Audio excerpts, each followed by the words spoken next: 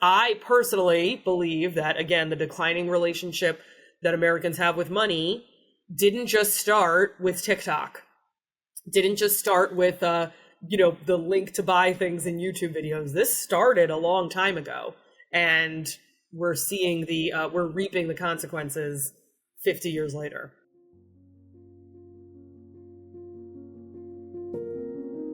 Welcome to Rebuilding the Village, a podcast that seeks to explore the causes of modern problems by examining the roots of our metaphorical village through the systems and structures in society that may have been disrupted in the technological and industrial era that we inhabit.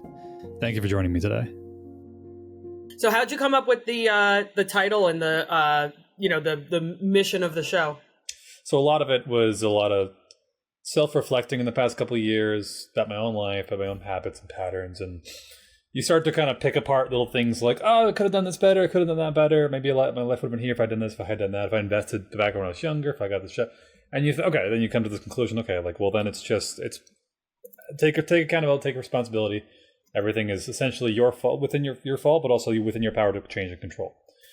But then when you start talking to a lot of people my age, you'll notice, like, oh, there's a lot more people in this category than it's just me. Like in different angles, different categories. So what's going on with the system, everything in place that is producing people with the same mistakes and the same results across the board, at varying degrees depending on the circumstance. But the more I kind of drill down into it, the more I kind of realize, like, a lot of it really has to do with the fact that a lot of these lessons and things were pretty much multi-generational lessons and traditions and customs and ideas that were passed down person to person. Because realistically, in some sense, a human being could be, outside of their personality traits, they could be whatever you kind of almost program them to be. Mm-hmm. And because babies aren't born with a knowledge of financial and how to spend properly. They're born impulsive, greedy ego monsters. Yes. And you have to spend years and years of just training and like saying, like, okay, hold off on the marshmallow, don't spend all your money on Pokemon cards, like I things love like that. Marshmallow. Have you seen the Oreo video that somebody's done recently? And it's like a Oreo versus $1,000 or something like that. Yeah. Or I think they even started it. There's like a much longer version of it. It's like an Oreo versus $10, $20, $30, but it really just goes to show kind of almost exactly what you asked me, which is like, Americans' declining relationship with money. It can literally be summed up in that video, because it's not just the 3-year-old that has a problem with instant gratification. It's the 30-year-old. It's the 60-year-old. I work with all of these. I don't work with the 3-year-olds, but I work with the 30 to 60-year-olds who have this instant gratification issue. And that is literally one of the things I wrote down when you asked me that question, is that the impulse spending, the instant gratification, the YOLO and FOMO that has come out, cultures that have come out over the last 10, 12 years, and really just the culture of consumerism, which I kind of define as the Kardashian problem, of seeing the people on TV and they want a new car and they just go out and get a Lexus LFA for $250,000. Yeah. And so is some of it our fault? Yeah, because we're not passing down those lessons. Or our grandparents didn't pass down those lessons to our parents. So our parents don't even have anything to pass down. But there's so many other reasons. Europeans just have such a better relationship with money than Americans do. They save, I think, something like 40% more than we do. They save something out of every single paycheck, where that is just completely foreign to Americans. Wow. Yeah, so I was curious. I looked a little bit into your background. It looks like you worked with Ramsey Solutions for quite a while. And I've been a huge fan of their content in the podcasting space. Funny. A lot of Dr. John Deloney, I've learned a lot from him in terms of behavioral psychology and things like that, and how it all interacts. And it's fascinating to, like, it's not, one thing I've come to notice is, like, one thing you asked earlier about the idea of the podcast, like the village, like the concept of the village to me essentially became like this concentric idea where it's like at the very, very, very center, you've got like a child or the person, because that quote takes a village to raise a child. And on the flip side of the quote is the child that is not embraced by the village will burn it down in order to feel its warmth. Oof. I don't think I've ever heard that one. It's a powerful one. And I think it's a nice antithesis to that statement, because essentially it's like, if you're not going to show me how to do the ropes properly and teach me how to like function properly in society, I'm just going to turn it into something that I can function within. Yeah. Essentially. And I think that's what you're kind of... something that is not going to be allowed to function, period. I'm just not going to let it function. Yeah, and that's essentially what, like, on the one hand, you get extreme, absolute control over things, and you get something like almost like a borderline totalitarian structure. On the other hand, you have complete anarchy, where it basically says, like, there's no rules, do whatever the hell you want. And like, well, okay, so we're somewhere in the middle. We had like a nice little balancing act of how things were going. And essentially, like, the village was like, not only did you have multi-generational wisdom between, like, the very center was like the kid, and then the next layer was like the parents and the siblings, and the next layer was the grandparents, the aunts and uncles, and the next layer was like your local church group, synagogue, mosque, whatever you did, your community, your neighborhood, your school, and you you had like multiple layers of people you can go to ask questions, to ideas, and maybe like, all right, Dad told me something, but I don't know if I don't agree with him, so I'm going to talk to my uncle. Oh, he said the same thing. I'm going to talk to the pastor. Okay, he said the same thing. I'm going to talk to my cousins. Oh, they said the same thing. So I'm getting the same lesson multiple times from multiple places. And even in the context of like the different things, like maybe those layers was just like the family, it was a child, there's a family, the relatives. Then it's also like finance, and it's also how to take care of your health, and it's also how to interact socially and be healthy with other people. And there's so many different things that go into like making a functioning human being, one of which being is not only financial management within the context of our society today, but also just like understanding what delayed gratification is and how important it can be. Yeah, and learning it really manifests crazy in your work and your line of work, how you see it. No, it does for sure. We don't even teach basic financial concepts in school anymore. And one of the things I jokingly tell people, when I was in high school, ironically, there was a class called college prep. But the people who went to college prep weren't going to college. It should have been named like vocational prep or something to that effect, like the working world prep class, something like that. But that obviously doesn't roll off your tongue very well. So ironically, the kids who you knew were not going to be able to get into college went into college prep class. Do you know what they taught them in college prep? How to balance a checkbook. Do you know what the kids who went to college and took the student loan debt out did not go to? College prep class. How does that make any sense? Did you think the kids who are going to school and are in that realm of taking out $30,000 to $100,000 of student loan debt, that was the norm when I was in college. It's much more now. Do you think that was fair? That they didn't need that class on how to balance a checkbook? That they didn't need that class on the difference between a savings account and a checking account? Why did we feel we only had to give that class to the kids who weren't going to college? I've recently come upon the answer, personally. I think the school, the district, whomever created the curriculum, believed that the kids who were going to college were getting that information at home. They believed their families were more well off. College was an expectation in those households. So those parents must be teaching their kids financial principles, solid financial principles. No, they weren't. No one was teaching anybody anything. So it didn't matter if you were going to college or not going to college or go to vocational school or going directly into a job site. Everybody needed it, and less than 50% of the school at the time was getting it. And it's even less than that now. There is no such thing as home ec anymore. In some places, home ec classes used to teach it. That doesn't even exist anymore. I remember making macaroni and cheese in home ec. I remember sewing a pillow by hand. Yes. And it's I guess it's become such a, I don't know, even something like home ec, I think that I would suspect that there's a bit of a negative connotation around it, because it's like, oh, we're teaching you how to like be a house person, housewife, house husband. Like, that's not what you should be working right now. It's like, well, okay, look at something like like they literally taught us how to like boil water and how to like, and for me, I had a great household. My parents were both there. They taught me everything. So for me, I'm like, why the hell am I learning to boil water in class? Maybe some kids in the class literally didn't have that at home. Yep. So it's totally fair that they were learning that, and how to not set the house on fire by just trying to feed yourself. Totally fair. But even in the context of the kids who had it normally, it's like learning how to cook, for example, is a good way to just, A, you're saving money. B, it's an activity you could do with and for other people. So you can say, hey, we're going to have some friends over and I'm going to make something for you. So now I had to learn how to make something nice and like heartfelt and thoughtful. And then also it's like, just cooking in itself can be therapeutic just because you get a chance to just relax and just calm down and slow down. The equivalent of that is I'm having Michael and his family over for dinner and I'm just going to Grubhub the whole thing. Yes. It's like you go to work with the money you make, come back and just order Grubhub. Yeah.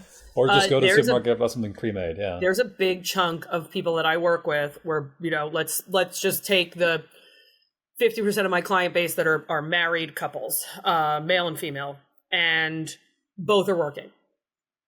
And they are getting home and they have 2.1 kids, whatever the old statistic used to be. Mm-hmm. And they're exhausted.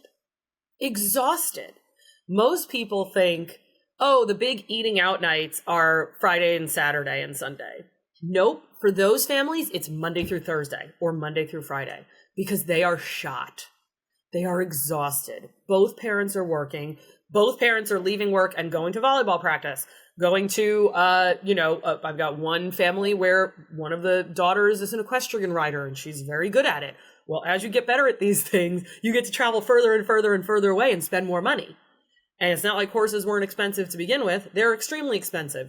You think your one kid playing hockey is bad? Try owning a horse. And so these people are exhausted. And so I have to build into their budgets. We have to build into their budgets, literally takeout food. I used to have two categories under food: groceries and restaurants.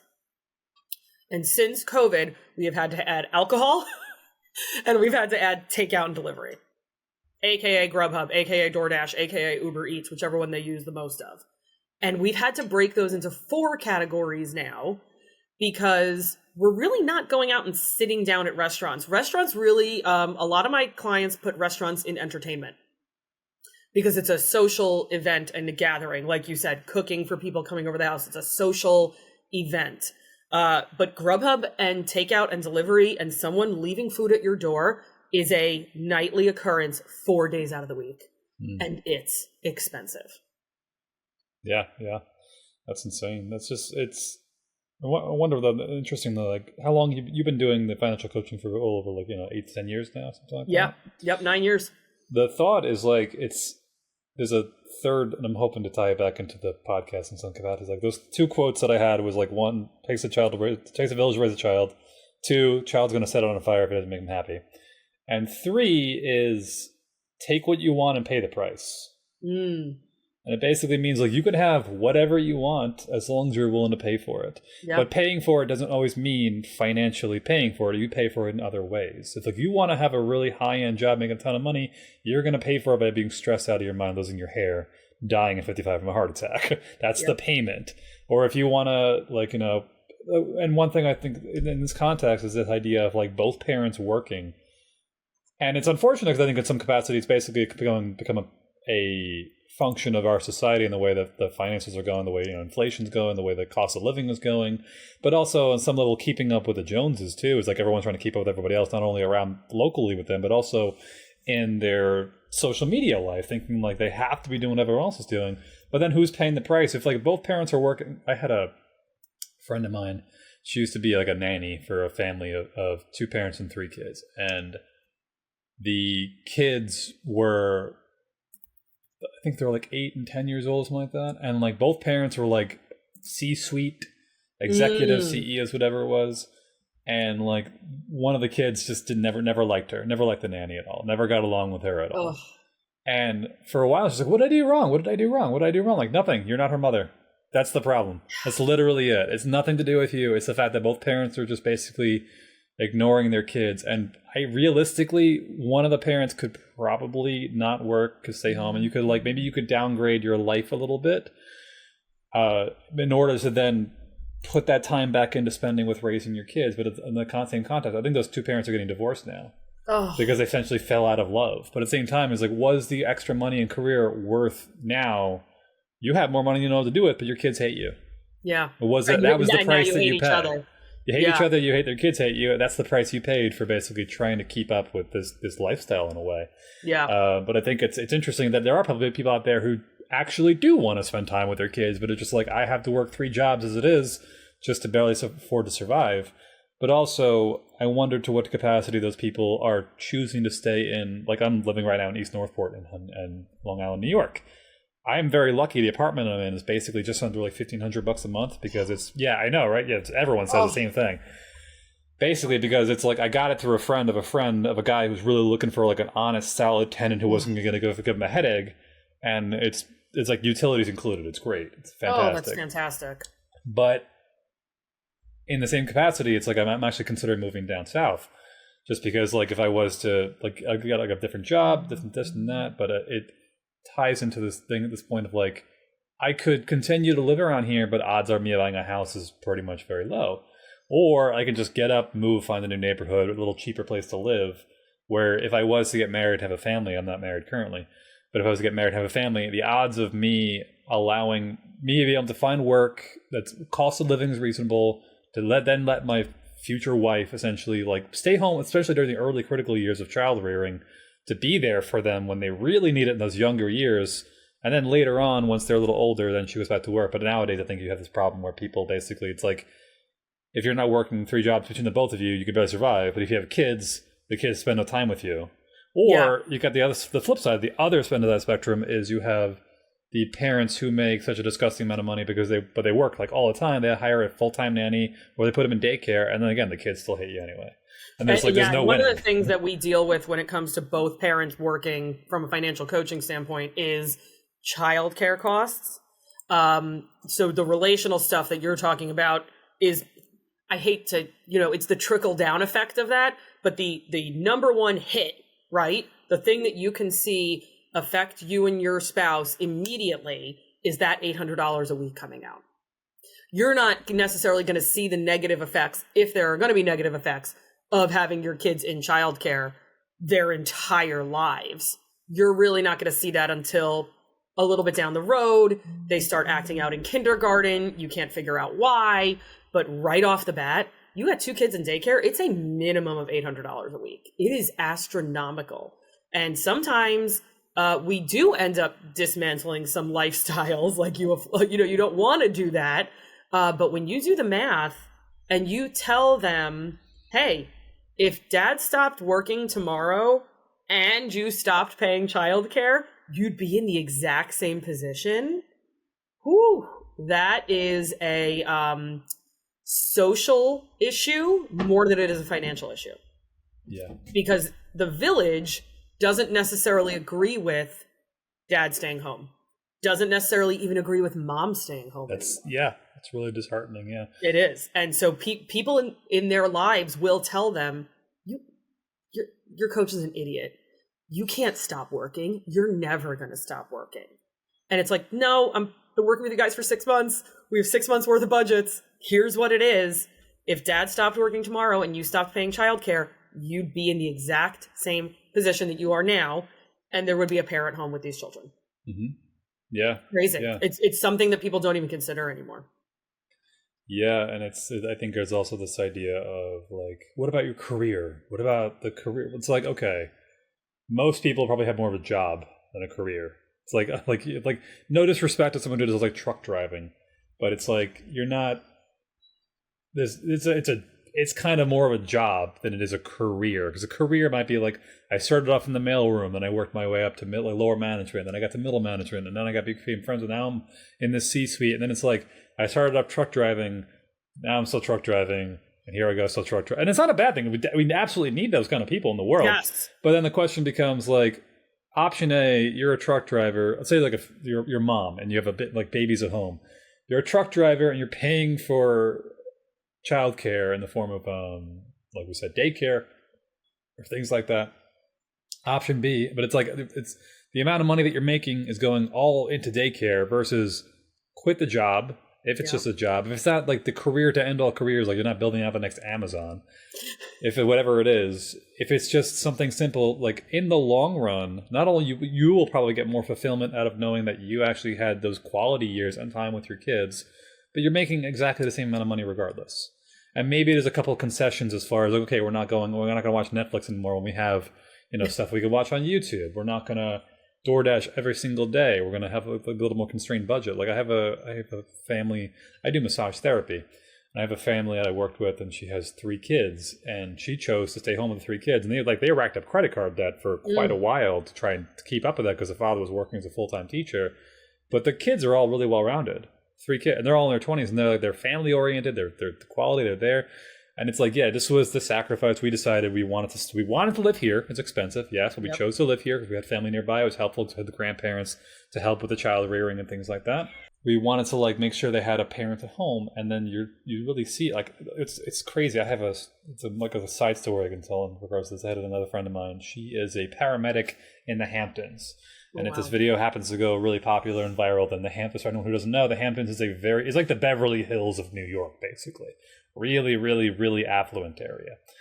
And she was a paramedic out there, and 90% of the calls, maybe 80% of the calls, was teenagers overdosing on prescription medications for the umpteenth time because the parents were just ignoring them because they were working all the time. And these kids had more money than they'll ever know what to do with in their life, and they had no love from their parents, and they were just miserable. Yeah. And they genuinely would try to committing suicide once a month, if not. It was the majority of the phone calls you get from the 911 calls was basically these kids saying I've been neglected for the past 15, 20 years, and no amount of money is ever going to fix that. Yeah. I had a girlfriend who was NYPD, then she went to Suffolk County PD, and then she went to one of the areas near the Hamptons that has its own PD, and same thing. That's all she ended up doing for the second half of her career was, if she was at the desk, the call would come in from the dispatchers, and she'd send them out, and if she was in the car, she'd be the one responding, and it was the last 10 years of her career, and it was she had no idea. She said it was more overwhelming to her to see that than it had been to see all the stuff she saw in New York City for the first 10 years. Yeah. So it's definitely, I personally think that the family structure, we've got to do something. The village is great, right? Like you said, that particular client of yours had the grandparents nearby. That's a really, really, really close, almost great substitute. But the family structure, I don't know what we're going to do if we can't get the family structure back together. And it kind of doesn't really matter what your family structure is, but the structure needs to be there. I think the second half of the word is really where we need to focus. Structure, foundation, solid, something to that, someone give me a thesaurus, but somewhere there we've lost, kids need routine. Kids and animals need routine. I literally just wrote an entire blog post about this. Kids and animals need routine. My dog knows exactly when it's breakfast time and knows exactly when it's dinner time. And kids, if they don't know what's coming next, Dr. John Deloney talks about this a lot. If kids don't know what's coming next, if they can't safely anticipate what's coming next, then by default, they feel unsafe. And so if they feel unsafe, they are going to go try to find safety. They are going to act out, like you said earlier. They're going to react because they can't anticipate what's coming next or that they are in a safe place. They're not sure if they're in a safe place. So some sort of structure has to get back into the family unit if we're going to keep this wonderful country going. Well, do you have any, you have mostly, I guess, United States clients? Do you have any European clients you work with? Or? I've actually worked with a handful of clients in Europe and a couple in the Middle East. Mostly people who were from the Middle East, had potentially mostly spent time in the U.S. for college and stuff like that, and then gone back. But they had kind of a basis in American education. But yeah, I've got an Australian client right now as well too. So, do you notice a great deal of differences between those two cultures? Yeah, definitely see a lot of differences between the people that I've worked with who were from the Middle East. There tends to be more of an onus on kind of like we kind of associate it with Asian culture. But even in the Middle East, there is this onus of the younger person taking care of their elders. It is ingrained. It is built in. If you are the only son, I am really sorry because your sister's not going to have to contribute anything to your parents' care. I have a very dear friend from India who literally the first 10 years in the United States had to send the majority of his money home to build a house for his parents. Wow. Because they had raised him. They had put him through school in India. They had put him through his master's in America. And it was payback time. And it was expected. It was anticipated. And when he got married to an American woman, that caused a lot of issues. Because that's not something any American child would ever anticipate coming from their finances. Hey, congratulations. You've got your bachelor's, you've got your master's, you have a great job. Now you need to pay me and dad back and you need to build us a house.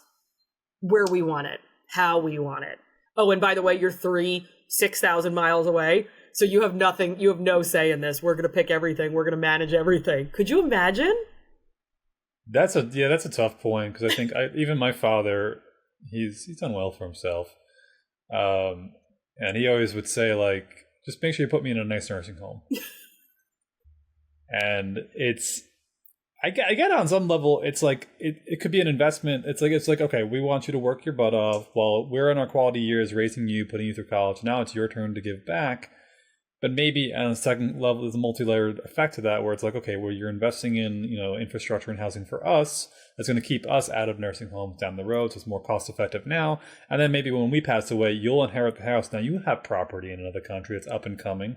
And then maybe within 10, 20 years or so, it's going to really keep appreciating in value. So you can either keep it in the family, or you could just sell it off. Now that's like a return on your investment later on, versus, I mean, again, the question being like, could you survive, then put that same money you would have had to here?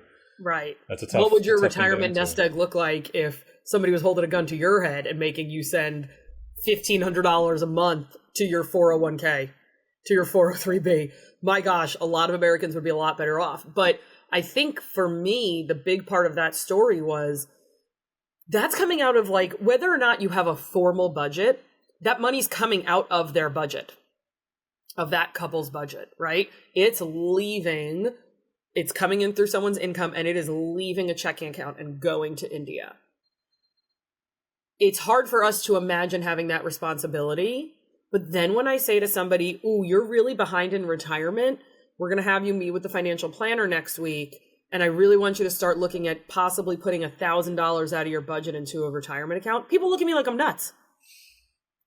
But if you had been doing $100 when you were 21, we wouldn't be here right now. But again, Americans have this, we talk about sex, politics, and religion in this country more than we talk about money. Mm-hmm. And we need to stop talking about those other things. And we need to start focusing and removing the stigma from money, because the lack of communication around it is keeping us stagnant. We're not going to be able to move forward. We're not going to be able to put $100 a month away in an emergency fund. We're not going to be able to put $500 into a retirement account if we don't open our mouths and say, hey, I can't go out Saturday night. Here's another one. Hey, I can't be in your wedding later this year. The average cost of being in someone's wedding for a female is $5,000 now. $5,000. Because you better believe that entire bridal party is going to Nashville for 4 days and 3 nights. It is astronomical. But we as Americans don't like to say no. We don't know where to put healthy boundaries. And I would argue half of my time as a coach, as a financial coach, is spent being a financial therapist. The other half is spent looking at numbers, figuring out options, determining budgets, that type of thing. But a good 50% is financial therapy. Yes, a lot of it is psychological as well. It's basically saying, like, I was promised a Disney princess wedding, and now I married a guy who's a truck driver, and I'm only working part-time, and now we realize we might have to just, like, rent out a VFW hall, invite some friends. It's not going to be as... But what's so funny is I've had the privilege of working with massage therapy for about 7-8 years now. I've had a wide variety of people, from very affluent to basically kind of scraping by. And yeah, you see a lot of, like, the perspectives on money. Here's a funny example. I had one day. I'll never forget this day. It was the funniest thing. I had 2 patients back to back. One of them was, like, in her mid-30s. The other one was probably, like, in her early 50s. And the mid-30s patient, she said something like how she was talking about her finances. And she's like, well, I've got about $15,000, in total. So I should be, I'm doing it's not bad, but I got to try to figure out how to live off it. And then, like, 15 grand at 30 sounds kind of like really dangerously low, but okay. And then the very next patient was this woman who comes in and she's like, oh yeah, my mother, she's got some money sitting in a, I think it was like a Vanguard trust account or something like that. It's only about 300K, nothing big. And of just the total dual perspective of like 15 grand, holy crap, I'm barely scraping by. 300 grand, I mean, it's not that much. And just like I wish you two would talk together. Holy crap! The like, how did this conversation go through me and not through you two? Right, run out into the parking lot and go grab the 30-year-old. Yeah, like you need to go talk to her about all this stuff. But at the same time, another thing I noticed with the massage therapy practice is that oftentimes the happiest people were the ones that, and this actually ties really nice into the hopeful future podcast I'll do, talking about like attachment and like the biology of human bonding and things like that, is like the ones who struggled together were the ones that were the happiest together. Very often it's like, I have a patient right now, I remember asking him about him and his wife when they first met, and he's like, he's doing very well for himself. He's been working for like Chase Bank for a very long time, and I remember he's like, when we first met, we barely had a pot to piss in. We barely had like anything. We were just like scraping by, but like that mutual struggle together was what really brought us together to like say, this is part of our marital bonding and our family cohesion, is the fact that we had a thing we had to conquer together, and that was figuring out how to build a financial budget, how to raise kids on a budget, how to like, figure out like, I'm going to go to work all day and you're going to be home to raising the kids, or like, are the parents going to be around? What are we going to spend on? But it's like that struggle really, really brought them together. Yeah. Whereas I think if you have people who are just like, oh, I'm just marrying this guy or this girl whose family has, a bajillion dollars, and then a year later we're divorced because we're bored. Why are you bored? Because you had nothing to really like we fell out of love. We just don't love each other anymore. Yeah. And it's like there's way more to it than that. Like divorce came out of nowhere, like nonsense. There's so much more to it than that. There's so much more. And then this all I guess ties into the financial aspect of things, of like disagreements about how to spend things, what to see, what the lifestyle is going to be like. Is it really necessary to buy a brand new car versus buying a used car? If it's going to get us from A to B, what's our life going to be like? Where can we learn to start enjoying ourselves? It's like, could you have as much fun playing Monopoly with some friends and like a pack of like wine coolers versus like going out and partying till 4 a.m? Like, right. Probably as much fun, and you'd save a ton of money in the process. Yeah. So this question of like behavior and finances around like, what are you spending versus what level of satisfaction you're getting from what you're doing, and how can you adjust that day-to-day, month-to-month, week-to-week, month-to-month perspective on like, well, I have to go out tonight with my girlfriends, like, or you can just like bust. Like right now, the webcam I'm talking right now, it's sitting on a box, a Jenga box, because I don't have a proper setup yet. I'm still working it. But it's like, if I had some friends, like, what do you want to do tonight? Like, let's get some wine coolers and play Jenga. It's right here. Whatever. Yeah. I got board games. Move my camera. Right. Yeah, we literally bring over like a fruit platter. Cost me $10. It's healthy. Everyone's chilling out. We're just having a good time. Versus like, let's go out to the movies and let's go out to get drinks afterwards and maybe go see, like, get some dinners, go to McDonald's at 4 a.m. That when you have to hire an Uber just to get home because we're all drunk. Yeah. And it's like, all of this can be collapsed into just Monopoly. Yeah. Or Jenga or some simple board game. And it's not to say like you don't deserve to enjoy yourself, like really splurge once in a while, but when you repetitively splurge like that, it builds up so quickly, and people go from like, I don't know how my credit cards got maxed out so quickly. You literally touched on like the next thing I was going to mention as to why we have this declining relationship with money as Americans, which is the high level of debt. And again, FOMO, YOLO, I need to go out, just like you said, I need to do this. You don't need to do anything, but for some reason we feel like we can't say no to people and no to things. We can't say no to being a bridesmaid. It would just kill my friend. Well, if your friend is your friend and you sat your friend down over coffee and said, I love you so much. I'm so happy you're marrying the guy of your dreams, but I cannot afford to be in your wedding. If your friend gets mad at you and gets up and walks away and never speaks to you again, they weren't your friend in the first place. We seem to think that absorbing these high levels of debt is totally normal. We've made it normal because we've been doing it for so long. We've allowed credit cards to get maxed out. Like you said, buying a brand new car, or God forbid, leasing a brand new car. Oh my gosh, like the amount of money people put into leasing cars, and then the buyouts at the end, which are now getting up to like 10, 12, 15 grand, depending on the type of car and the type of mileage and things like that. These really, really, really high levels of debt are not only straining individual finances, once we've strained all the individuals' finances, it's now straining the country's finances. And we just seem to think that having an $850 car payment is normal. And I'm not talking about a Range Rover, or I'm talking about a Honda Civic. The average car payment in America has eclipsed $800 a month. The average American is not driving a Range Rover or a Land Rover. But because of interest rates, because of poor credit, because of the cost of materials, and because we will allow ourselves to carry high levels of debt, that is also contributing to this declining relationship that we have with money. So number one, we haven't learned enough about it. And number two, we've come to accept that having $200,000 in student loans for a bachelor's is okay. It's like a cultural death by 1,000 cuts. Yeah. And it's interesting. It's like, this is a kind of it ties in nicely. I remember I was talking to my father recently about something, and the conversation came up to the context of raising kids. And he said, like, honestly, you just kind of figure it out as you go. And I remember I had this thought, and I don't know if I told him, but like, I'm sure he'll see this podcast and hear this thought now, is that, like, I remember thinking, like, how did we survive as a species just figuring it out as we go, though? Like, there had to have been a lot of lessons and things that were passed down from, like, your parents, your grandparents, or great-grandparents. That, like, and so one of those lessons was, like, child rearing. It's like, what do you do when a kid does it? Like, you mean, like, every kid is different. There's going to be some nuance and some uniqueness in there regardless. You can never get exactly... There's a 10 million books on how to be a good parent, and there's still problems out there. But for the most part, there's some general overarching guidelines of, like, what kind of car should I get? Should I get this? Should I get that? There's a million different options. But the overarching idea is, like, at the most, get something affordable. Mm-hmm. Within your budget. That's like a constant across time. Like, make sure you stay within your budget. Yeah. And then I think even with the car thing, or running kind of the keeping up with the Joneses thing, though, too. There's also one of the big problems. Maybe you see this with the younger generation you maybe work with, is this sense of, like, I'm bombarded on Instagram and social media and Facebook. With like, but all my friends got Lamborghinis. I need to have a Lamborghini.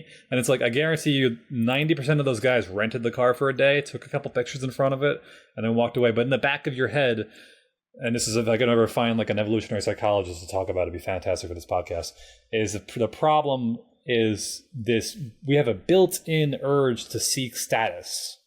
It's wired into us, and it's not terrible if you live in a village of 150, 200 people, because that basically means, like, okay, what's my competition as a guy for all the, like, there's a couple girls in the block, what's my competition? The other guys in the block. Right. Okay, I know who they are, I know what they're good at, what they're not good. I can find a niche, I can find a specialty. They're really good at music, but I'm really good at backflips. So I'm just going to keep working on doing backflips, and hopefully one of the girls will be really impressed by my backflips.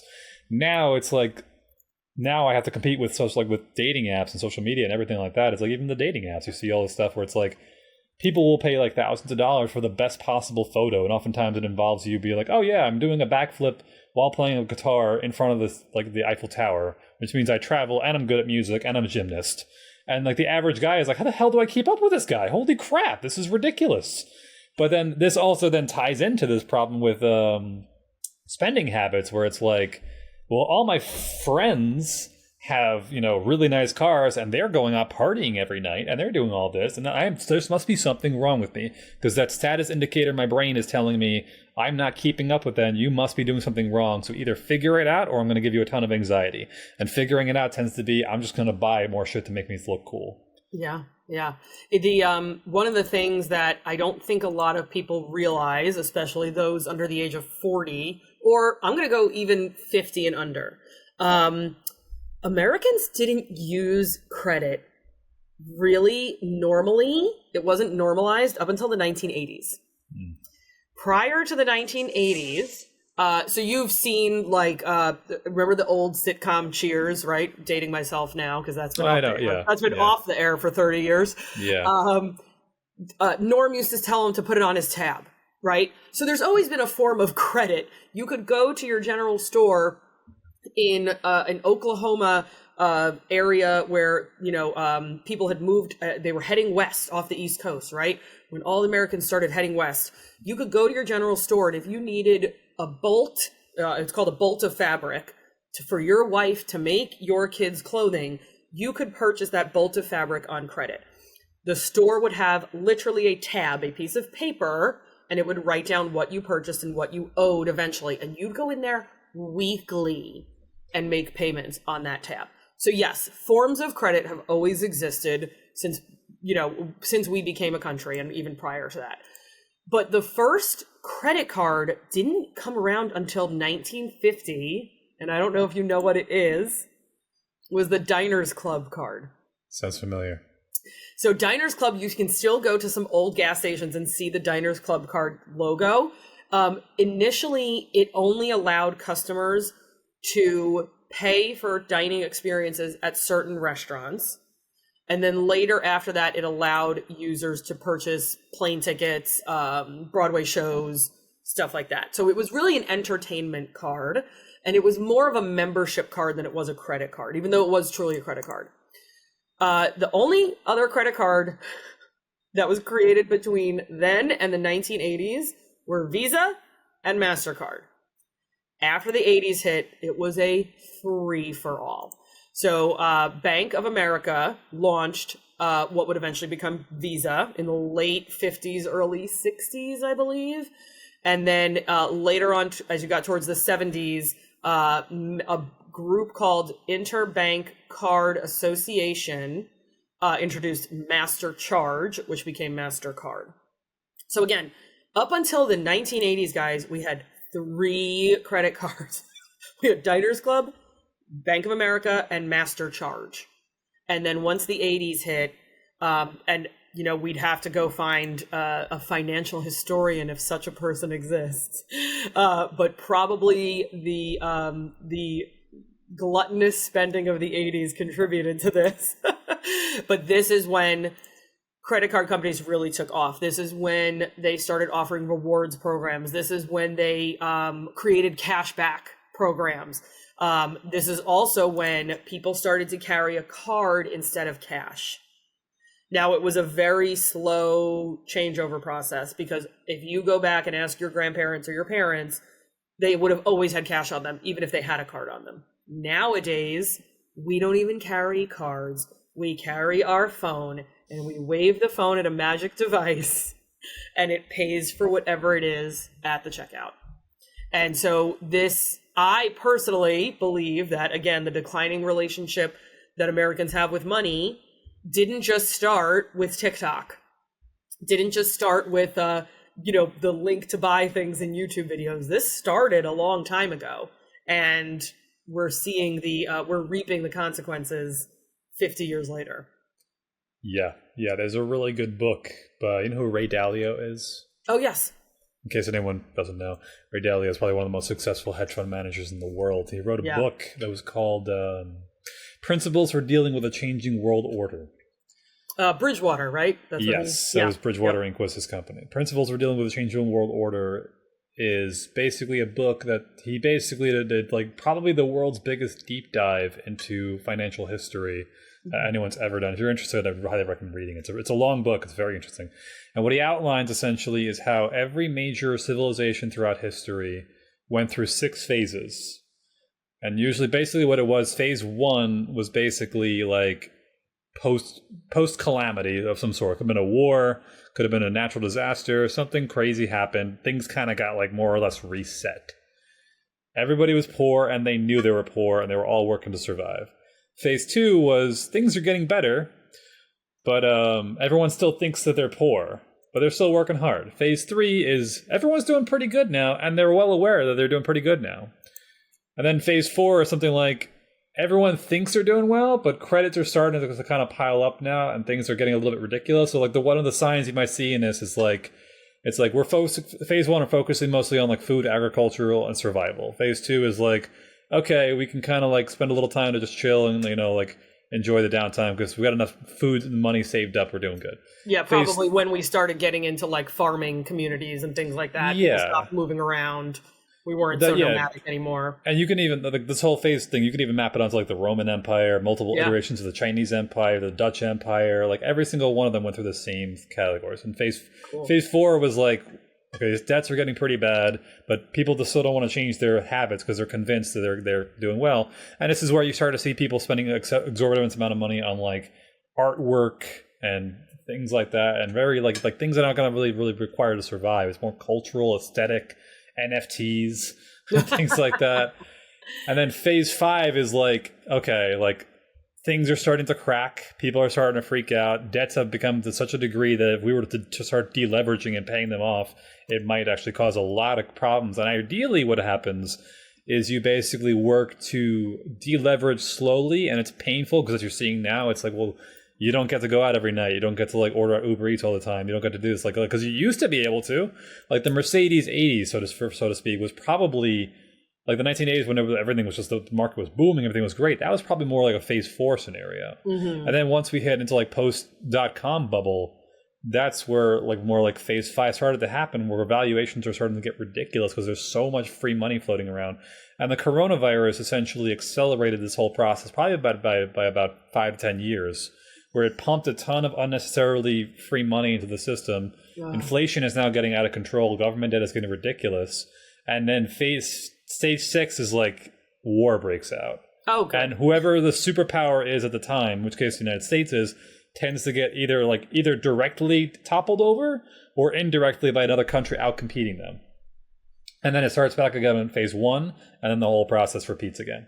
Gotcha. Well, it's funny that you mentioned, you kind of touched on it very briefly there at the end of stage 5.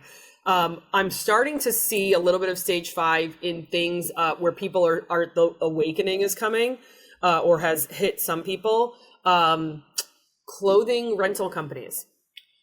People who are committed to not owning a car, but only renting a car when they need it. So while this is still countercultural, what I'm talking about, there is a tiny, tiny little piece of culture out there where these people are making a conscious effort, whether they want to lower their carbon footprint or they've come to realize, I don't need all of this stuff. I'm going to rent clothing. I'm not going to purchase that dress for that black tie wedding for $500. I'm going to rent it for $180. And $180 might still seem like a lot of money. It still seems like a lot of money to me. But then there are the people I know who live in New York City, where we both are from, and they don't own cars. They only rent them the 4 times a year that they need them. Because owning a car in New York City would require an exorbitant amount of car insurance, depending on where you're parking it. And then also depending on where you're parking it, you may be paying $200 to $700 a month to park the stupid thing. So do those people really need to consume a brand new vehicle? No, they've taken a look at that and they've said, I'm only going to rent when I need it, when it's necessary, use public transportation. But that particular example doesn't really apply to the remainder of the country. But I do have a couple of younger clients, I would say under age 35, who do feel that the consumerism of the 80s, 90s, 2000s, and even now where TikTok shopping. I did a budget last week and we had 3 transactions on the screen and they were all from TikTok.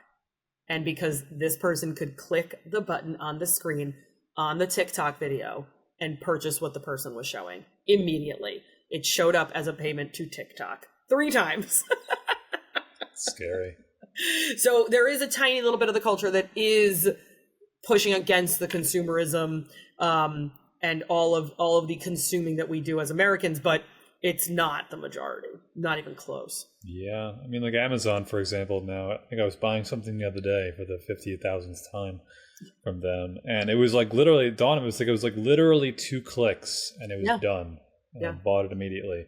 And even what's even concerning me, just from like an outsider's perspective, I haven't dove too much into this, is BNPL, buy now, pay later. Oh my gosh. Because it's borrowing from the future to me. And that's a scary notion. Yeah. You would be shocked how many budgets I've set up in the last year where people don't consider that debt. It is debt, folks. Please listen to me.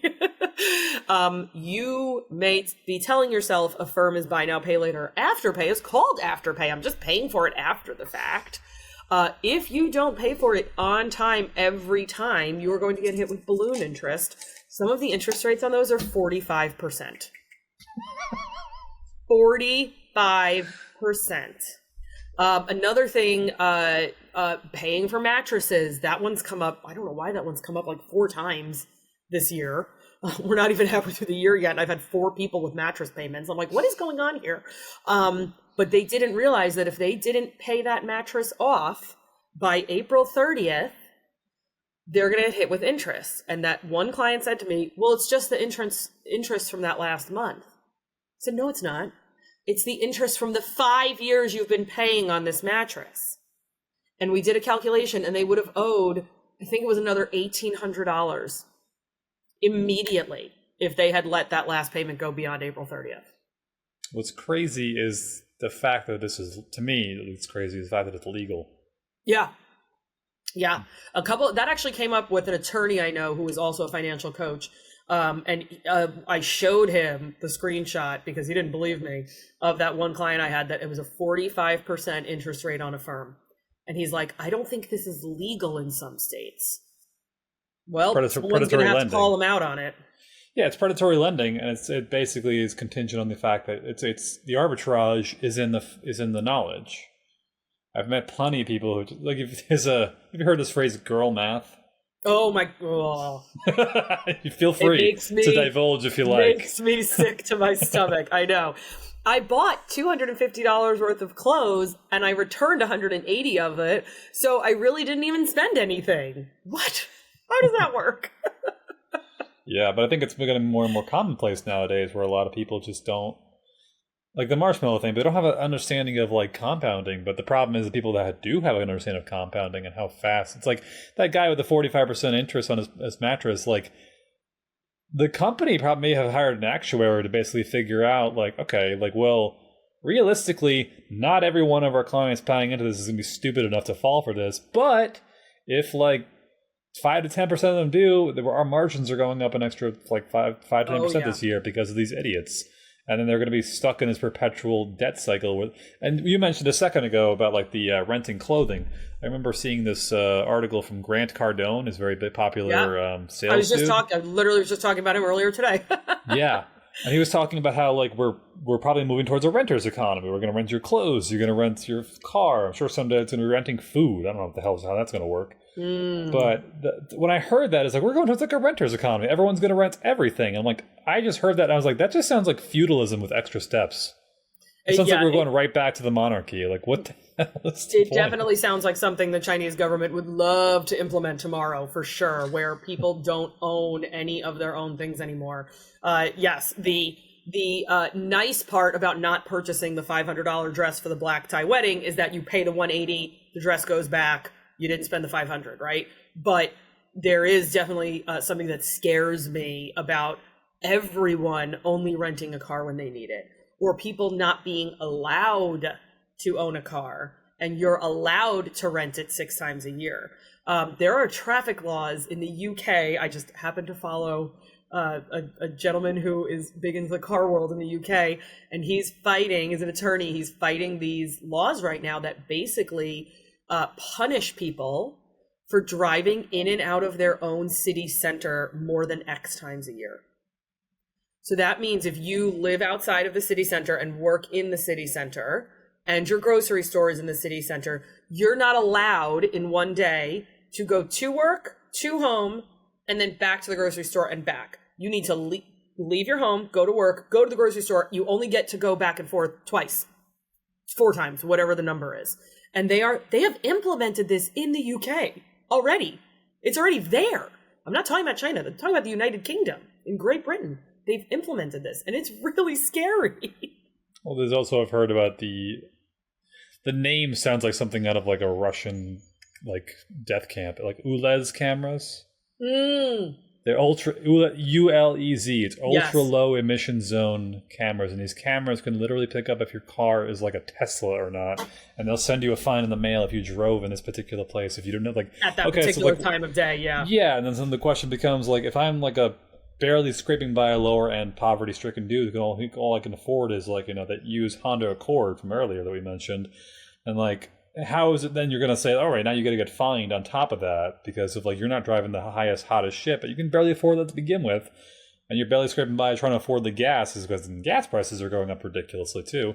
There was some statistic I found online. There was something like the price of gas per gallon has gone up like 52% in the last like 70 years or something like that, compared to like the 1950s. Mm-hmm. So then that cuts into your budget even harder. And then you say like, well, I have my commute to work is now like, instead of it being half an hour, now it's an hour and 10 minutes because I have to go on the non-ULEZ zone lanes. Right. And then there's another interesting, this is just how my thoughts are connecting. There's a thing talking about, the guy's name is James Sexton. He's a divorce attorney. He's very popular because he wrote a number of books about like divorce and marriage, and it's a whole other podcast I'm going to do hopefully soon. And he talked about like the number one indicator, or number one highest indicator for likelihood of divorce was one of the parents having a commute longer than 45 minutes.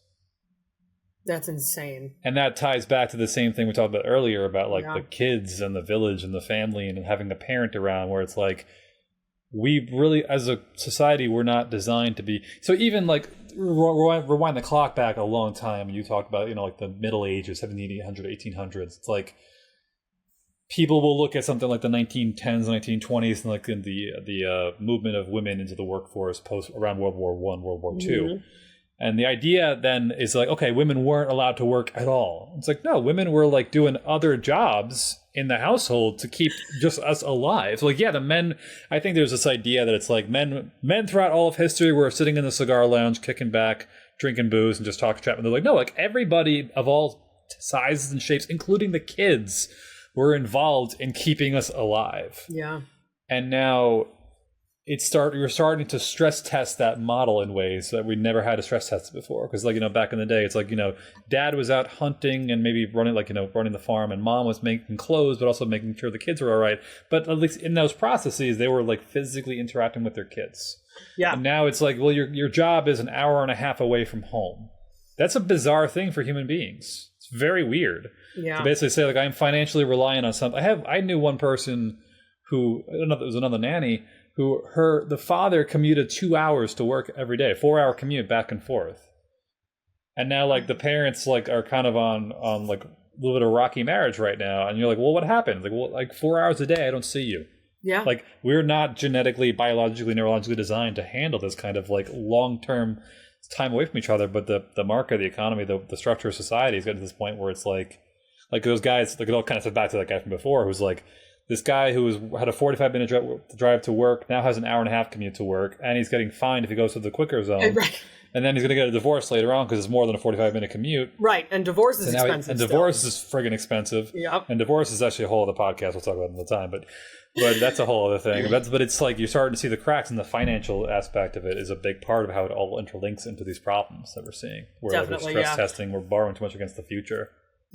Yeah, absolutely. I do have to run. I had to have a hard out at 3:30. We're a little over, but this was awesome. Yeah. If you ever want me to come on and talk about like a specific topic, I get interviewed for like our local TV stations quite a bit down here on student loans, and I did a bunch of interviews during COVID, and I've done some one-off presentations for the NCAA and stuff like that. So if there's ever anything that like comes up that you're like, hey, I want to do something like timely, just let me know.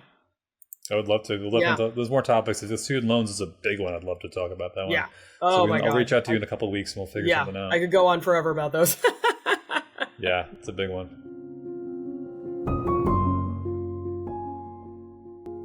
Thank you for joining us today. If you found us informative, thought-provoking, or learned something new, please leave a review or a comment and tell a friend about the podcast.